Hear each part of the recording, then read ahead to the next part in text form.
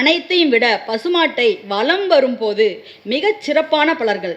ஒவ்வொரு பொருளுக்கும் உலகத்தில் பார்த்தீங்கன்னா ஆறாக இருக்கும், நமக்கும் ஆறாக இருக்குது, பசுமாட்டிற்கும் ஆறாக இருக்குது. அப்போ அந்த பசுமாட்டை வலம் வரும்போது பசுமாட்டில் தான் அனைத்து தேவதைகளுமே குடிக்கொண்டிருக்கிற இடம்.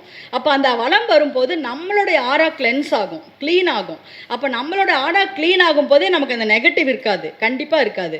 அப்போ ஒரு நெகட்டிவ் இருந்தால் தான் நமக்கு தடை எல்லாமே ஆகுது. அந்த பசுமாட்டை எப்போல்லாம் வாய்ப்பு கிடைக்குதே வலம் வரும்போது நமக்கு இந்த நெகட்டிவ், இந்த எதிர்மறை சக்திகளை விலகி நமக்கு அடுத்தடுத்து வரக்கூடிய செயல் தடைகள் நீங்கும்.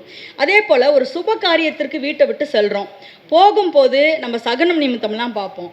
வெளியில் போனால் யாரை பார்ப்போமோ நிமித்தம், சகுனம் நிமித்தம் நினச்சாதான் அது நமக்கு கஷ்டம், நினைக்காமலே போனால் தானாகவே நல்லாவே நடக்கும். ஆனால் அதுக்கு முன்னால் நம்ம வீட்டை விட்டு கிளம்பும் போது ஒரு பாத்திரத்தில் தண்ணீர் இல்லை ஒரு தொட்டியில் இருக்க தண்ணீர் பார்த்துட்டு போகும்போது அந்த காரியம் கண்டிப்பாக சுபமாகும்.